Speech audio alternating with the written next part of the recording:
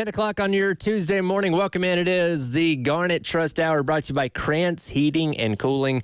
Tyler Head and Wes Mitchell along with you. 18 days away from South Carolina starting its college football season against Old Dominion. Only 11 days away from week 0, though I know Wes Mitchell does not recognize week 0. I don't celebrate week 0, but that's okay. I'm counting down myself. I enjoy any college football no matter who's playing, so getting very, very close to that. And today we're going to start off the show by talking some college football with our guy, Ryan McGee of ESPN and the SEC Network. Of course, Marty and McGee on each and every weekend. Ryan, first of all, appreciate your time this morning, and I understand you're going to have a little particularly closer interest in the Gamecocks this year. Might even see you around Williams-Brice Stadium a little bit this fall, huh? Yeah, I bring my daughter down for her sophomore year. I think this weekend we got to figure out how to move her in. But yeah, don't tell anybody because this won't go over well. Maybe where I went to school and some other places. But yeah, my wife and I, we might have a couple tickets. We got a couple season tickets in the building.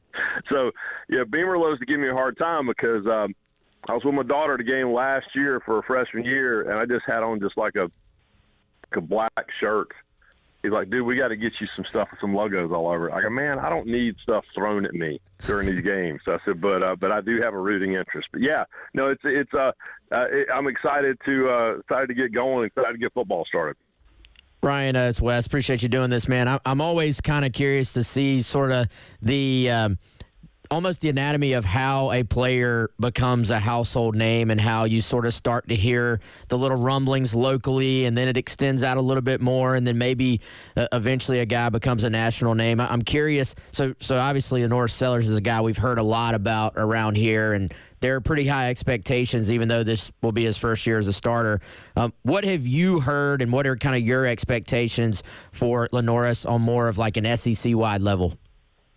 Well, the greatest compliment I can give someone that's in his position is when coaches talk about him, and when I talk to people who saw him in high school and who've seen the way that he carries himself, they talk about someone who's not going to be rattled by any of this.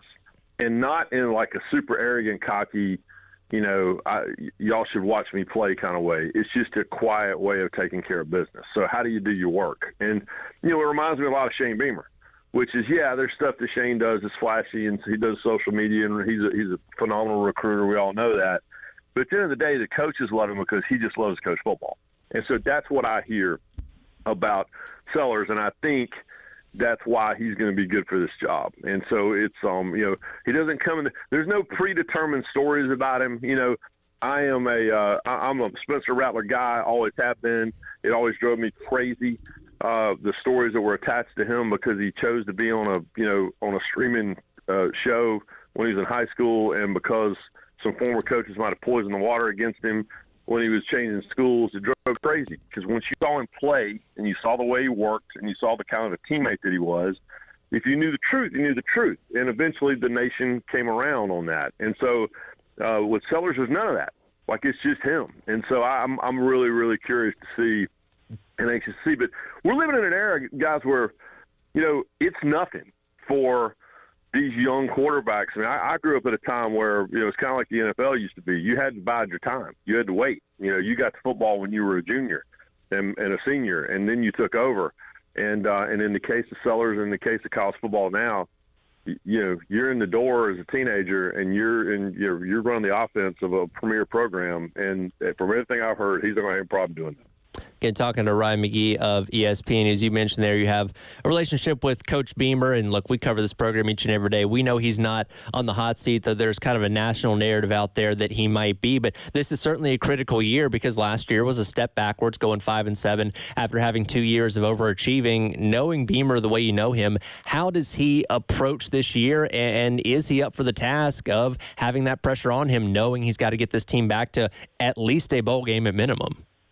No, he's definitely up for the task. And I think that if you watch that team a year ago as closely as I know you guys did and the people in Columbia did, which is, that team was – I go back to the North Carolina game. If they win the North Carolina game week 1, it changes the entire season because now they're in a bowl game.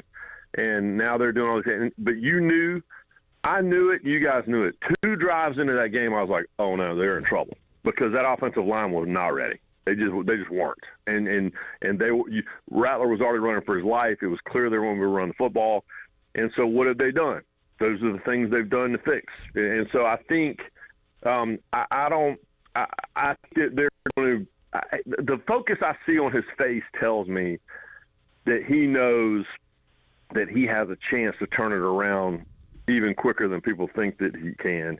And I also know him well enough to know that, I always go back to Seabiscuit, right? You ever see the movie Seabiscuit? Seabiscuit ran a lot faster when he was mad and when he had someone to chase. When he's out front by himself, he wasn't that fast. And Shane Beamer, to me, in this program, South Carolina, just the history of it, they do their best work when they feel like people are shortchanging them and when they have something to chase. And so now, with something to prove, I feel like these are the situations where Shane Beamer does his best work. And quite honestly, in the 100 and whatever years it is of Gamecock football, I feel like it's when they've done their best work, when they got something to prove.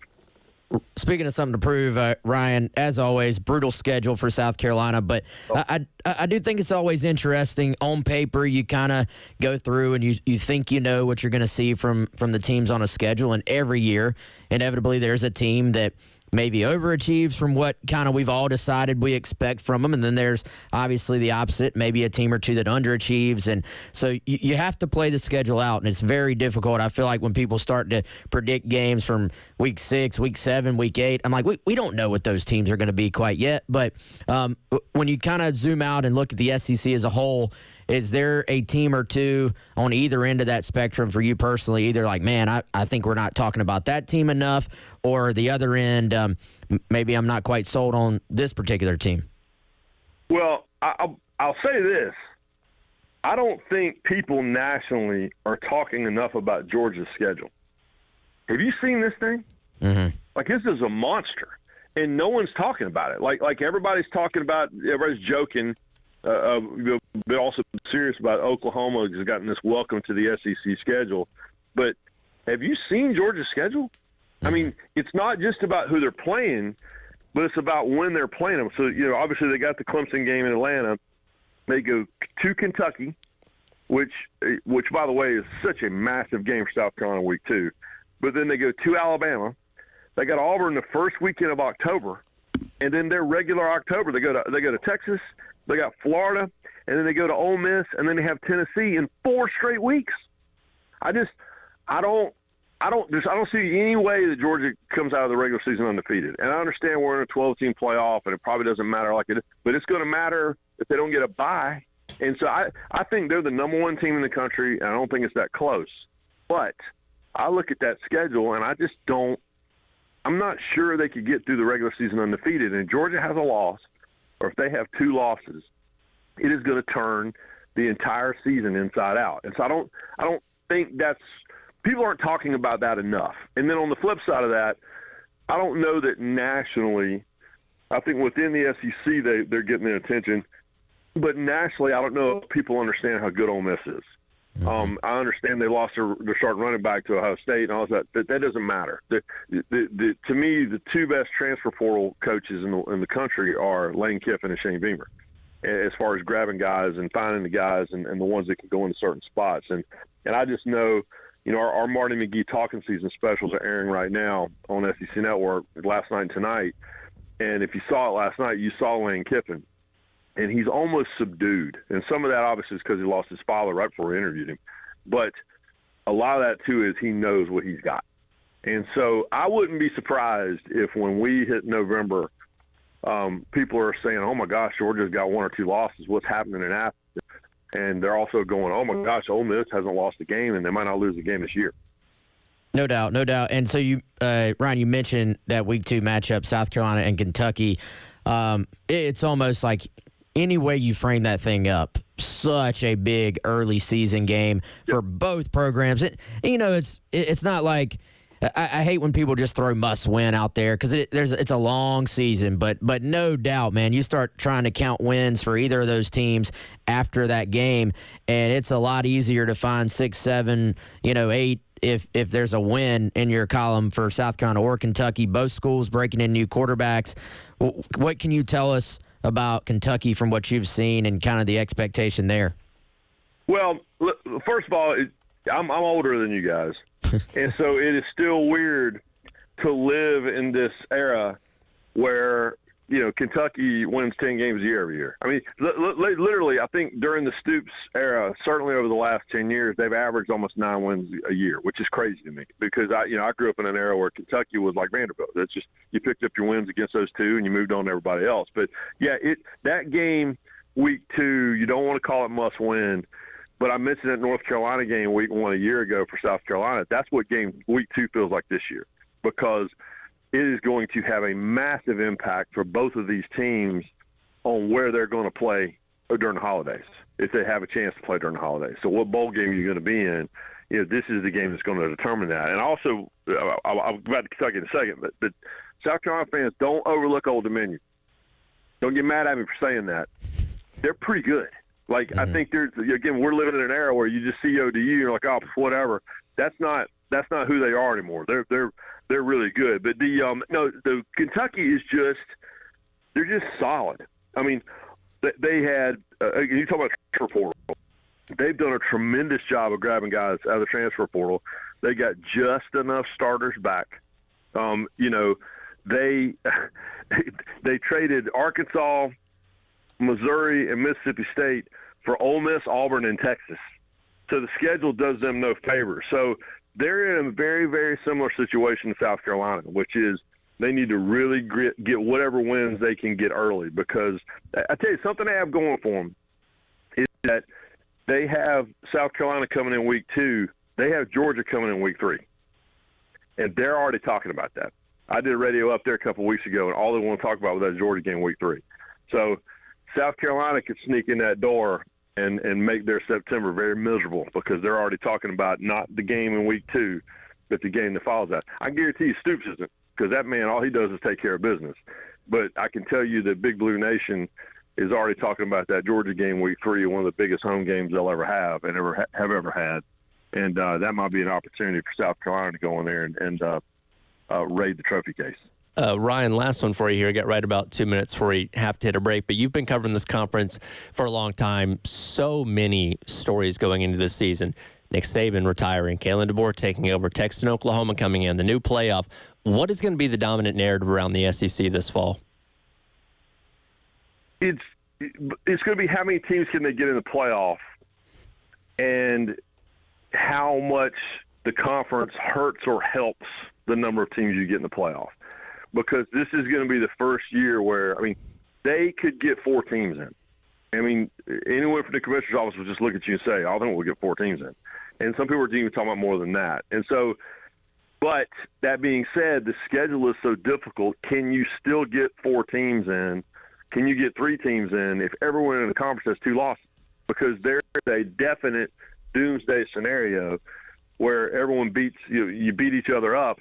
And now you're looking at a bunch of really good, potentially national championship teams that have 2 losses, like I was going back to Georgia's schedule. And so, to me, that's going to be the narrative, is when we hit November and most of the teams, if not all the teams in the SEC, have a loss, which I think is super possible, if not probable, then the question is going to be, all right, how many teams do you get into the playoff versus an ACC or a Big 12 or, any conference, any other conference or, a Coastal Carolina or, a Liberty or a UTSA or a team from a non-Power 4 conference that is sitting there undefeated. So to me, that's going to be the narrative. And the other thing is people don't understand how long the college football season is going to be now. Boys, we're going to be playing football till January the 20th. And I don't think anyone understands that. And all of a sudden, I know my wife doesn't. So we'll see if everybody else's family's figured out. He is Ryan McGee of ESPN and Marty McGee on the SEC Network. We will be bugging you plenty more this fall, so hopefully you don't get too annoyed with us. We appreciate your time. Yeah, if y'all got any pickup trucks, come help me move my daughter in this weekend. I appreciate it. Absolutely. Appreciate you, Ryan. We'll continue on. It is the Garnet Trust Hour brought to you by Krantz Heating and Cooling. Tyler Head and Wes Mitchell along with you on your Tuesday here on The Game.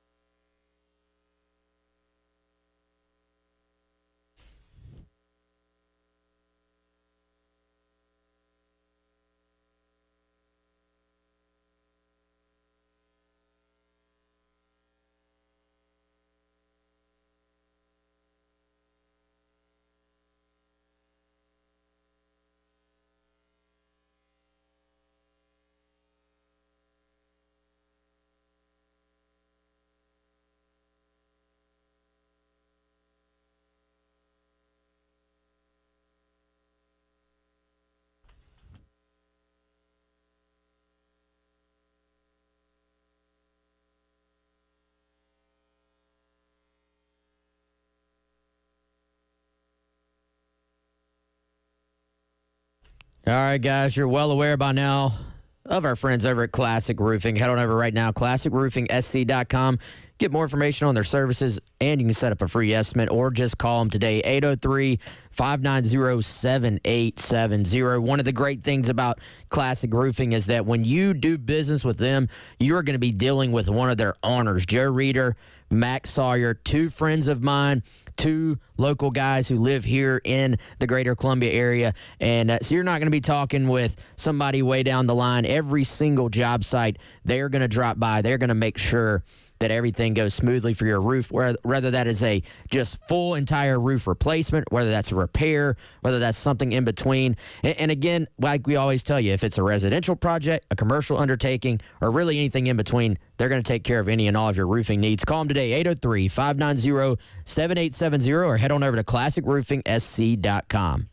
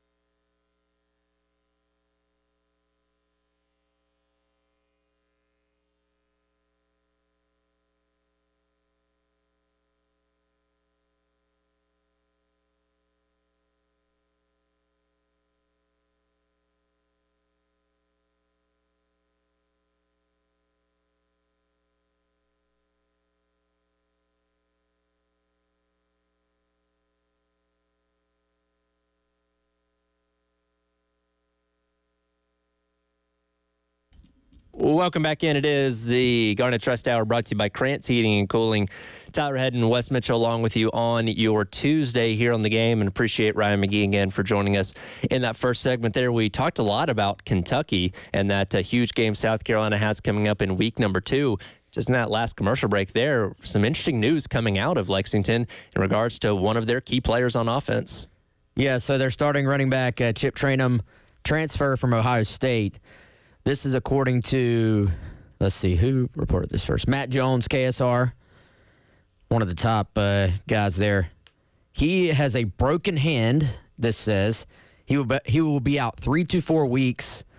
That's real weeks, not game weeks, and potentially 1 to 2 games. So that would put him basically. We're going to be on chip watch. Yeah, the week of the game, and he is their projected starter at running back. Yeah, like you mentioned, he comes over from Ohio State after, sitting behind a couple guys there. And, he was actually at Arizona State before that, so he's been around college football for a while, has never really gotten the opportunity to be the guy at any school, and that's what he was lining up to be at Kentucky. Of course, they lose Ray Davis from a year ago, so he was, again, projected to be their number one back. But that is an interesting wrinkle that's going to be thrown into what is already a very, very important game if their projected number one running back cannot be available for that.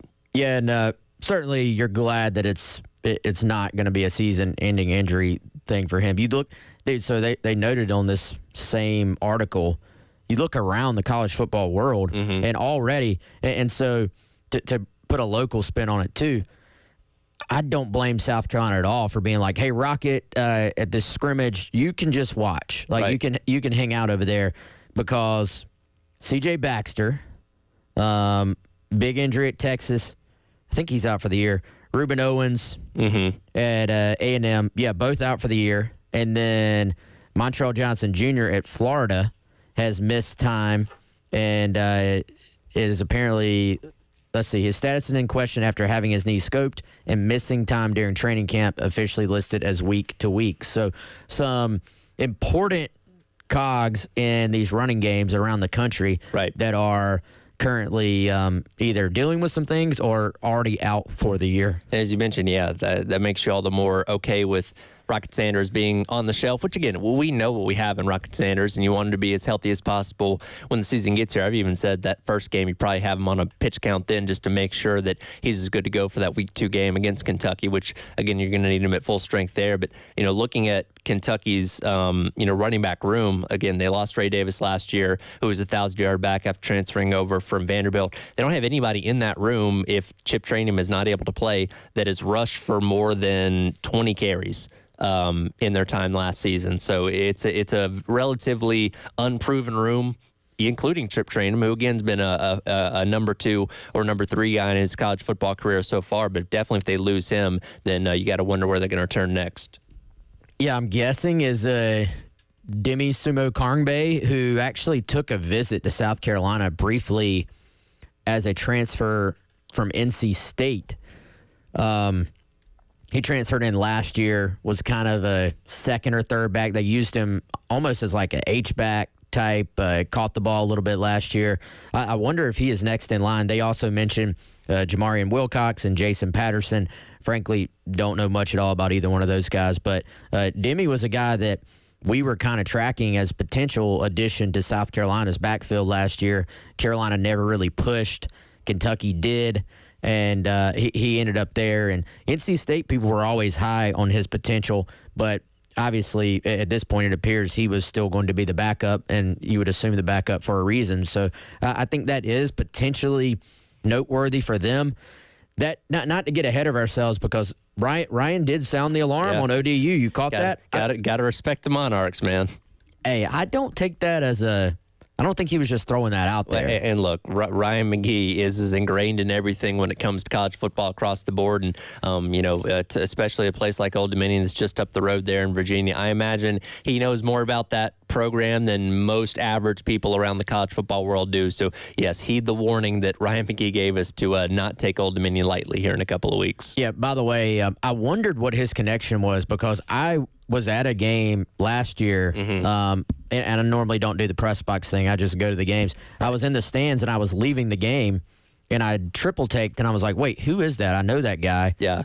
And it was Ryan McGee just walking out. T-shirt. Yeah, it was not in Gamecock gear, but was not in other gear either, if I remember correctly. And I was like, wait, why is Ryan McGee here just not working? Yeah, just hanging out. He's doing what I'm doing. Right. And so that was kind of fascinating, but and we'll start to very soon get into this actual game, into ODU. And I don't want to overlook it, but that Kentucky game is so fascinating, man, because it really is it has become such a benchmark game for both programs at this point. And also, you just look at how brutal both schedules are. It's early in the year, obviously, but that means both schools are breaking in new quarterbacks. And for Sellers, assuming he's the starter, which that's what we've been doing, he's going on the road, first SEC game, first road game, first road start, et cetera, et cetera. And then Vandegrift, obviously, is a little bit older guy, has kind of waited his turn, transferred in, a little bit different style quarterback. But I kind of I look at Georgia last year, and, that was a game where I didn't think they played particularly well at the quarterback position. But then you look as the season went on, and you sort of see the difference in playing a quarterback who's just sort of getting his feet under him in Carson Beck versus seeing Carson Beck week 10, week 11, week 12. He's one of the better quarterbacks in the country. So I think for both sides, though, that it comes into play. Which one of those quarterbacks can be most ready? Which staff can have their quarterback most ready to kind of hit the ground running? And then that's not even getting into all the other things that have to do, or all the other matchups that will affect that game. No, it's going to be a massive matchup. As you mentioned, you have a tough time finding, the amount of wins to get each bowl game if you're not able to go up there and get that win in week 2 against Kentucky.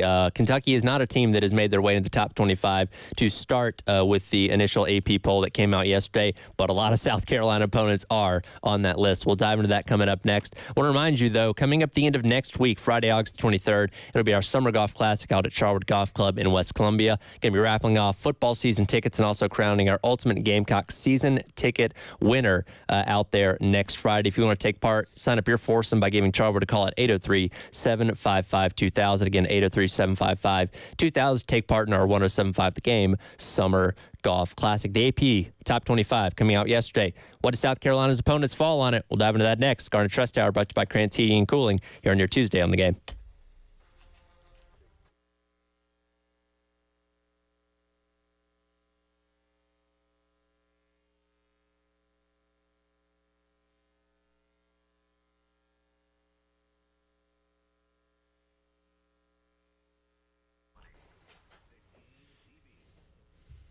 Like they said, the Game TV brought to you by Integrated Media, and our friends at Integrated Media, they want to come help you upgrade that man cave, your TV setup before football season gets here. Call them today. Call them right now, 803-948-8327, or head on over to integratedmediainc.com where you can get more information about what they can do at your home. Hit the little hour services spot there.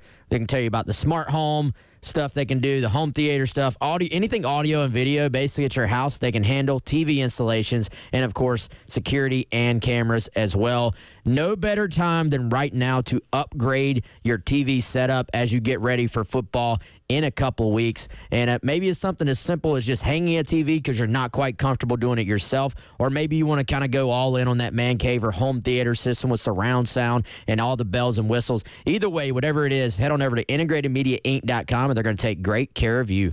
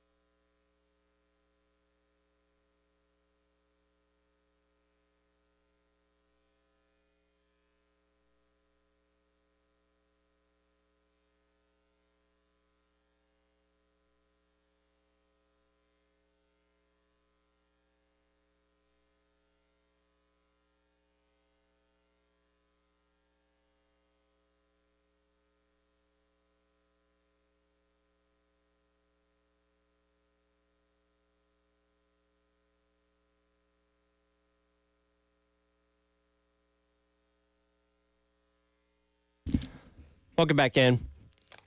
Garnet Trust Hour, Tyler Head, Wes Mitchell along with you here on the game. I want to let you know, tomorrow, going to be broadcasting live out at Steel Hands from 9 until noon. All three of us out there hanging out as we get set for the start of college football here coming up in just a couple weeks. And with the lead up to college football, we get our preseason rankings. Had the coaches poll that came out last week. Yesterday, we got the first release of the AP Top 25. And if you didn't think South Carolina's schedule was hard, well, how does 7 top 20 teams at preseason look on that? Not shocking. I mean, kind of what we expected, right? Chris and I, on our podcast, we're trying to draw lines between kind of how you would group these teams. Mm-hmm. I think Georgia is one, but I also think, which they have Georgia one, but I think Ohio State has a great chance to win the title this year. Like, that is a loaded roster. Sure. And we were kind of discussing, where do you draw your first line in terms of tiers? Is it like it's Georgia by itself? That's not where I put it. Mm-hmm. My thought process was, my first line is either Georgia and Ohio State are together, then there's a line, mm-hmm. or Georgia, Ohio State, Oregon's 3, right? Yes.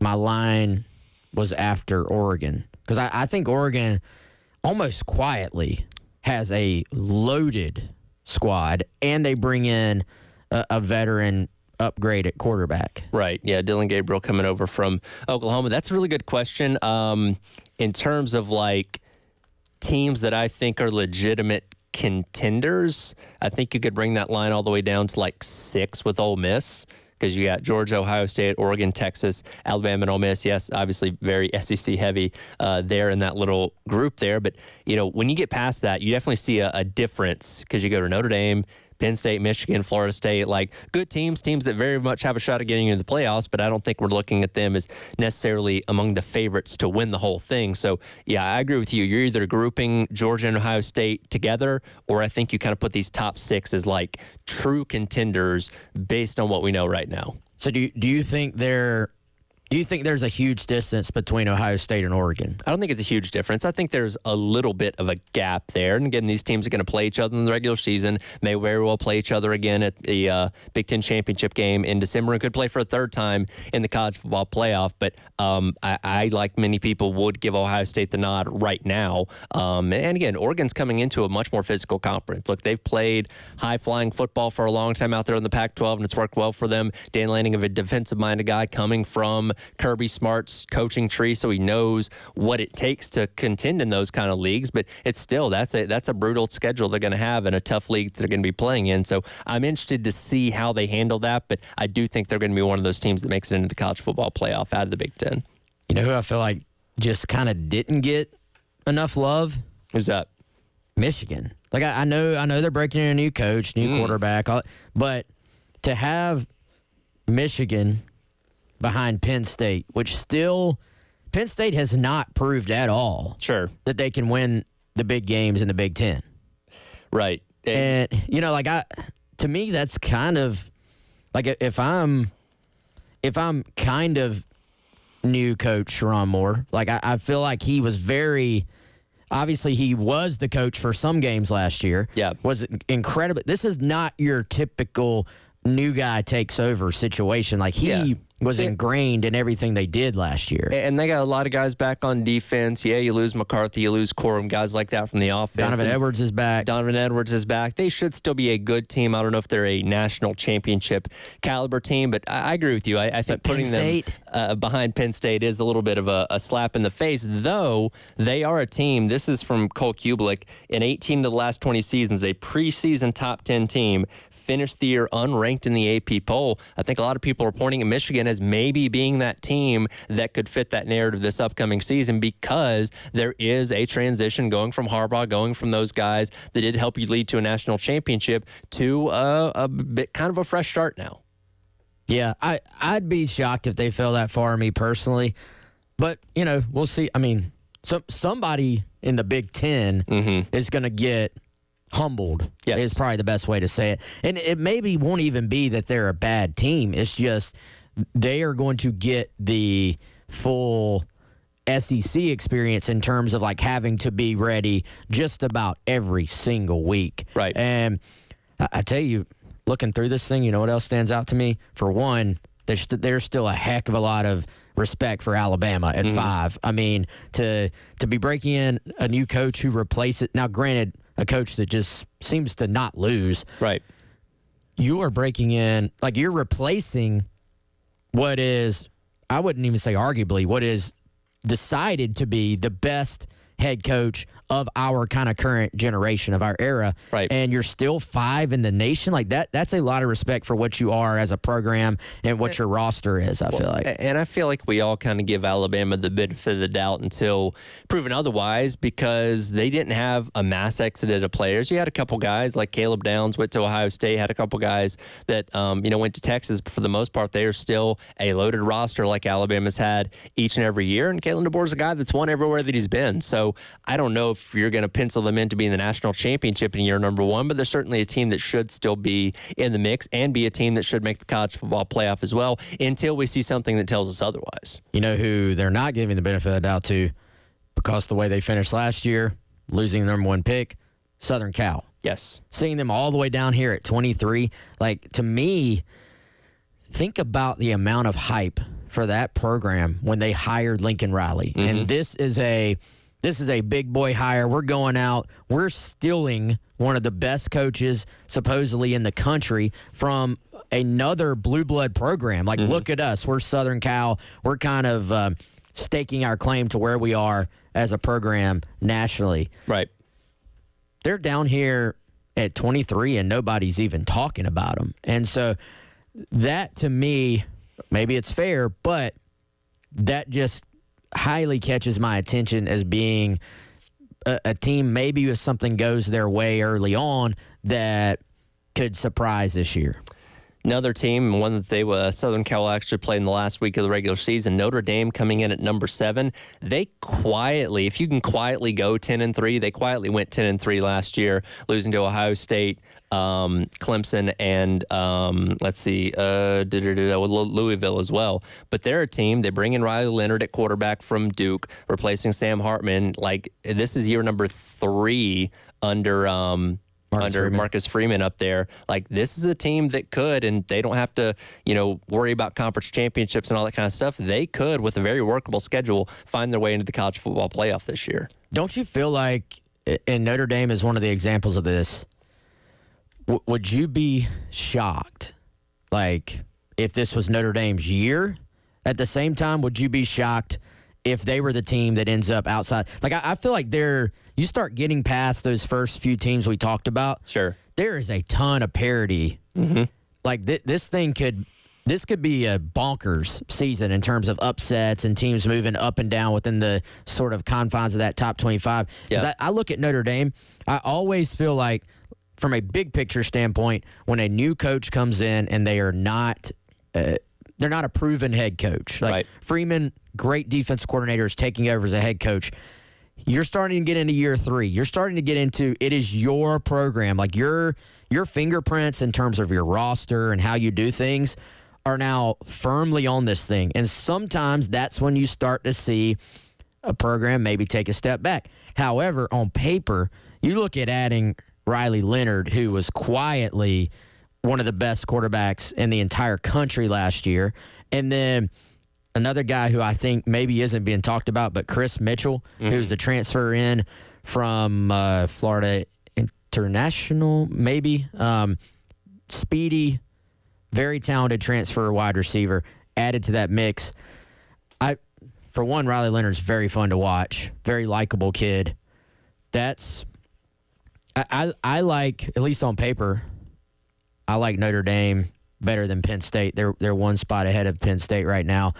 I think you look at, can Drew Allar ever start to live up? That was a guy I liked a ton out of high school. South Carolina offered him. Yep. Early on, South Carolina actually thought they were going to be strongly in the running. He was one of the initial Marcus Satterfield quarterback offers. Right. Didn't work out, obviously. And he's always looked like a guy on paper that was supposed to be like dynamic, and that just has not happened to this point for Penn State. I know we're bouncing around a lot, but I just I feel like there's we haven't even got to Missouri, who is sitting there going off of the hype of last year. Yep. They're sitting there at number 11. Florida State at 10. I think that's a little high, me personally. But I think there are some teams in the rest of this top 25 that are absolutely going to surprise. I mean, NC State sitting down there at 24. They're quietly they have a great roster. They quietly went 9-4 last year, and like nobody was talking about them. They had that win against Clemson up there in Raleigh. They're a team that could surprise a lot of people in what is a very kind of wide open ACC this year. I know Florida State's kind of the favorite, but Miami's loaded up in the transfer portal. NC State's got a good team. We'll see what Clemson's going to be if they can bounce back from a year ago. There's a lot of intrigue across the board in this dynamic, crazy new world of college football that we're going into, and especially with more playoff spots of who's going to be able to get in and occupy those spots at the end of the day. 3 programs South Carolina fans are very familiar with all in a row: 13, 14, 15. LSU, Clemson, Tennessee. Any qualms there? I feel like Clemson's a little too high, given the fact they've not changed a whole lot this offseason. Added a couple guys, particularly at wide receiver, out of being true freshmen. But I don't know, unless Cade Klubnik's just made that much progression in the offseason, made a huge leap. I don't know if they are 14 good. I don't have a problem with them being ranked, but I would put them maybe in the 20s. But we'll see how good they are, and certainly see how good they'll be when the game in November rolls around. We'll come back and wrap up today's edition of the Garnet Trust Hour, brought to you by Crane Heating and Cooling. We'll get back into the AP poll in the next hour with Chris as well. But speaking of Tennessee, as you just mentioned there, some news coming out in regards to their new sponsorship deal. We'll dive into that coming up next here on the Garnet Trust Hour, brought to you by Crane Heating and Cooling on the game.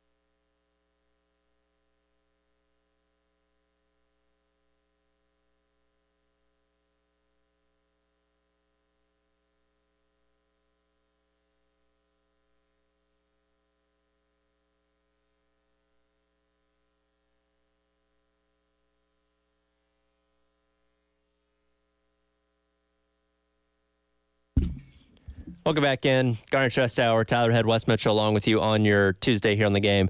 Brought to you as always by our friends over at Krantz Heating and Cooling. Quick reminder, Ultimate Season Ticket Giveaway is back online at 1075thegame.com. Register for your chance to win. And just like last year, we're going to take our 3 finalists out to our Summer Golf Classic at Charwood Golf Club in West Columbia at the end of next week. And we're going to crown our overall winner of the Ultimate Season Ticket Giveaway. Once again, go online to 1075thegame.com. Register for your chance to win. This came out as we were starting the show, talking to Ryan McGee a little bit earlier on.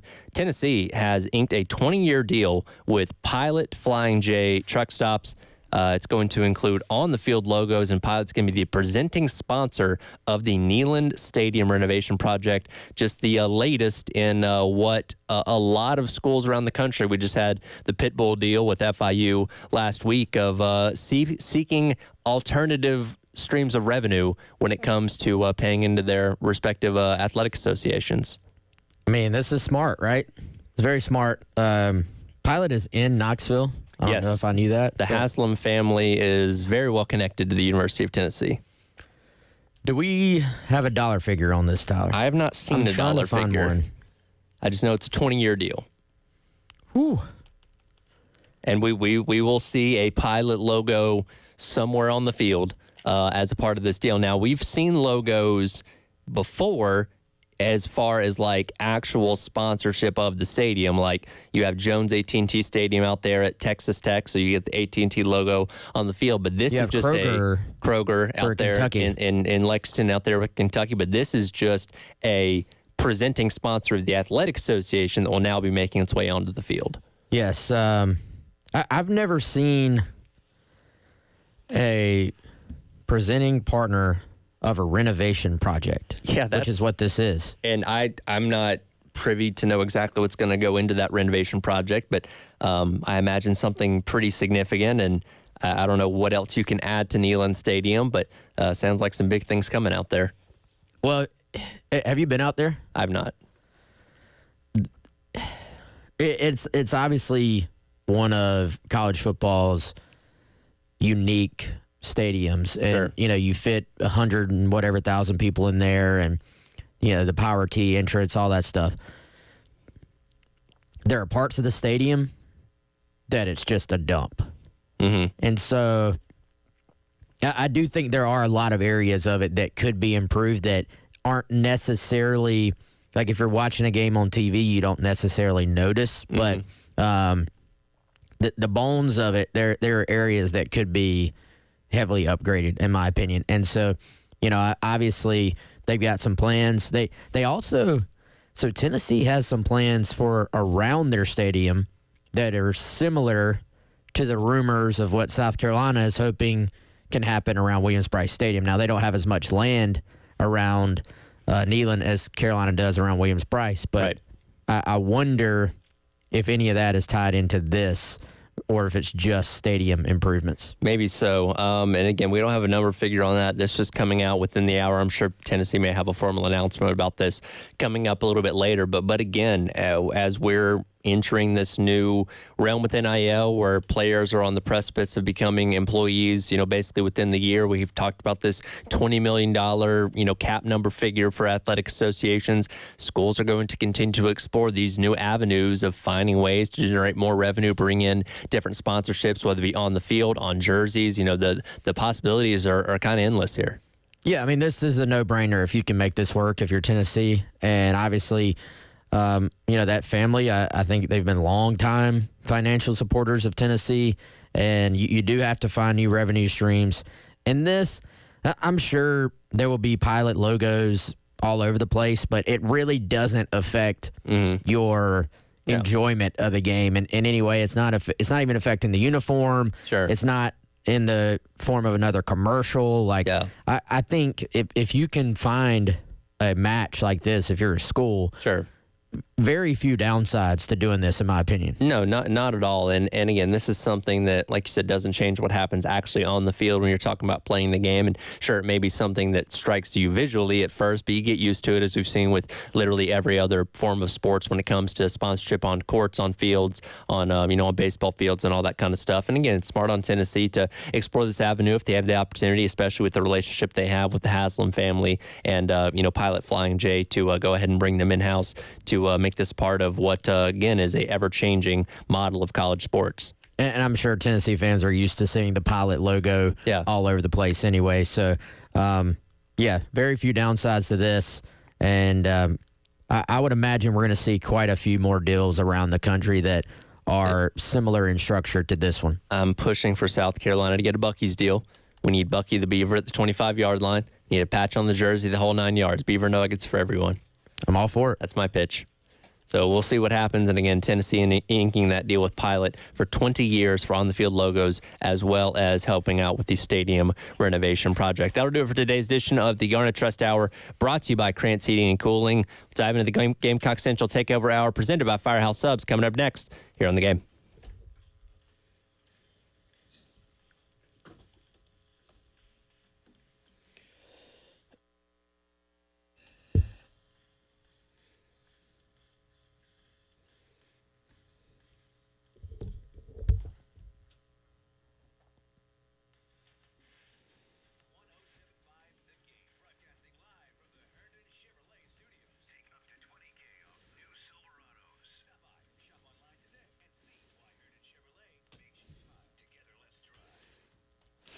If you are looking for a local and reliable company who can help you out with any of your home's HVAC needs, hit up our guy, Justin Krantz, his team at Krantz Cooling. Since 1983, they have been providing great service to families right here in the Midlands. Any HVAC or heating needs that you may have, whether it's preventative maintenance, ductless AC, checking out your indoor air quality, getting a free second opinion on any leaks that you may have in your system.